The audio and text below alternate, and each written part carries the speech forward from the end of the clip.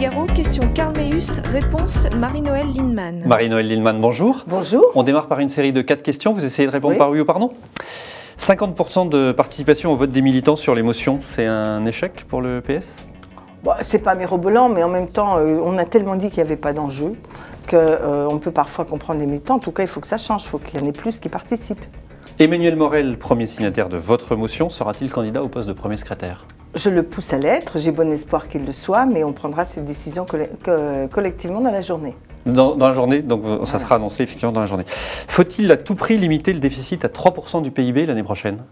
Non, je pense qu'il vaut mieux étaler la réduction du déficit et en même temps soutenir la croissance, mais reste le fait que comment on ne fait pas le déficit est important. On va y revenir. On va y revenir. L'idée, c'est juste un oui-non, si vous pouvez. La ministre de la Francophonie, Yamina Benguigui, a-t-elle commis une faute en prenant un jet privé pour se rendre en Afrique pour un coût estimé par le Canard enchaîné à 140 000 €? Oui, elle aurait pu s'en dispenser. Merci d'avoir répondu à ces questions. Harlem Désir était ce matin sur France Info. Il réagissait au vote des militants. Je vous propose de l'écouter. Maintenant, c'est vrai qu'il y a à rassembler tous les socialistes, parce que je crois que même s'ils ont exprimé des points de vue différents, tous veulent l'unité du Parti socialiste pour la réussite du gouvernement, contre la droite, qui, elle, veut revenir en arrière, et pour mettre en œuvre la rénovation. Et moi, c'est une de mes tâches comme militant, comme candidat, être d'ailleurs le premier des militants du Parti socialiste, de tous les rassembler.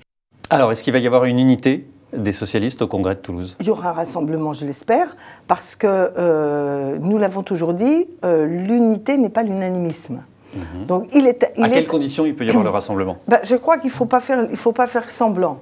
C'est-à-dire quand il y a des désaccords politiques, je prends des débats comme sur l'Union européenne ou sur le débat économique qui peut rester ouvert entre nous, on ne va pas l'essayer de faire des fausses synthèses avec des mots qui feraient semblant d'être Michel Michou.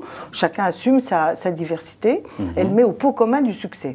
En revanche, ce qui est important, c'est qu'il y a un rassemblement de mobilisation du PS pour que l'on fasse des adhésions, qu'on soit présent dans les mouvements sociaux, qu'on soit en anticipation d'un certain nombre de choix. Donc pas de synthèse au Congrès, mais un rassemblement, je dirais un rassemblement de mobilisation pour la réussite du changement, pour la vitalité d'un parti socialiste qui doit continuer sa rénovation. Quand même, 50% seulement des militants qui sont allés voter, ça veut dire quoi? Il y a eu un signal qui a été envoyé par les militants? Non, moi je n'aime jamais dire que les abstentionnistes donnent un signal. Ce qui est un signal, ce qui est un signal, c'est qu'il y a une grande diversité des votes. Et donc, il n'y a pas la caporalisation derrière une seule motion. En revanche, je pense qu'effectivement... Ça veut dire que les militants ont considéré qu'il n'y avait pas d'enjeu? Je pense moins que c'est un signal des militants que le fait que ça exprime quelque chose qui est indispensable. L'action dans les partis politiques aujourd'hui ne peut pas être simplement l'accompagnement du choix des candidats, des personnes. Et que retrouver de la politisation, c'est-à-dire le coût pour le débat, le coût pour la réflexion, la capacité à réfléchir à comment on représente bien le peuple et nos électeurs, excusez-moi, c'est d'une grossièreté sans nom, je pense très franchement que c'est ça la question centrale. La décision se prendra tout à l'heure, mais il n'y a pas tellement de suspense. Emmanuel Morel sera candidat. Vous avez fait un score à 14%. J'espère. Bruno Leroux, le président du groupe socialiste à l'Assemblée, a dit qu'il y aurait des conséquences à propos des 20 députés qui ont voté contre le traité et en fond qu'ils seraient sanctionnés. Alors vous-même, vous avez voté au Sénat contre le traité. Est-ce qu'il y aura Vous craignez qu'il y ait des sanctions? Non, tout ça me paraît assez dérisoire. L'expérience de notre parti montre que quand il y a des députés sur rares dossiers où on est en désaccord, ça ne se fait jamais par des traitements administratifs ou des brimades qu'on règle les problèmes politiques. Alors bon, je pense qu'il a fait c'est pas beau. Faut pas que ça s'arrête là maintenant. Voilà. Non, mais ce qui est vrai, c'est qu'il ne faut pas que ce genre de situation se multiplie. Il y a des sujets qui ont des légitimités à des désaccords. Ça peut être un cas de conscience personnelle. Il y a toujours. Là, je dirais pas ça. Sur l'Europe, c'est pas simplement un cas de conscience personnelle. Je pense que c'est un désaccord assez structurel au sein de la gauche qui traverse notre électorat. La légitimité de cette diversité, elle vient qu'en réalité, dans les profondeurs de notre électorat, il y a un décalage entre ce qui est dominant à la direction du parti et du pays et probablement ce que l'électorat de gauche ressent. Est-ce qu'on peut voter non au traité européen et voter en faveur de la loi organique qui est quand même censée mettre en place le traité, les dispositions du traité. Oui, on peut le faire, la preuve, j'ai fait. Il n'y a pas de contradiction. Voilà. Donc, non, ce que je veux expliquer, c'est qu'un traité, c'est quasi irréversible. Pour le modifier, c'est très compliqué. Il faut obtenir l'accord. C'est d'ailleurs pour ça que je n'étais pas pour qu'on se précipite dans cette ratification. En revanche, une loi organique, l'Assemblée nationale, le Parlement, l'exécutif peuvent le modifier. Donc, il y a une capacité à réorienter un peu les choses, même si on est sous tutelle bruxelloise, si jamais... Bon, bref. Mais en tout cas, de ce point de vue, on est plutôt dans l'acte de solidarité avec la politique gouvernementale. Nous menons un débat, on l'a mené au sein du PS sur les fameux 3%, où nous considérons qu'il ne faut pas y aller à marche forcée. Maintenant, on n'est pas entendu. Ce n'est pas la même ampleur d'investissement sur l'avenir de la France qu'un traité. Sur un autre sujet, le projet de loi sur le mariage homosexuel qui sera déposé en Conseil des ministres le 31 octobre, il y a une disposition qui n'est pas dans ce projet de loi sur la procréation médicale assistée. Bruno Le Roux, patron des députés, a dit qu'il y aurait un amendement. Vous trouvez que c'est un recul de ne pas mettre la PMA? Comment vous vous positionnez par rapport à ce sujet? Écoutez, premièrement, je crois que les milieux homosexuels avaient eu le sentiment d'avoir un engagement du président de la République sur ce point. Moi, je n'ai pas été regarder l'exégèse des courriers qu'il a envoyés.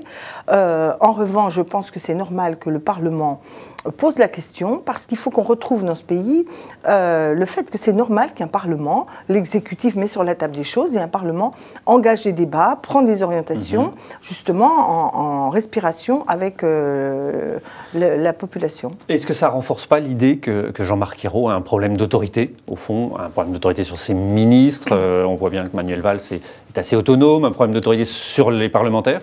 Il y a un problème Ayrault aujourd'hui? C'est-à-dire, ça dépend de ce qu'on appelle l'autorité. La question centrale, c'est de savoir qu'est-ce qui se décide à la fin.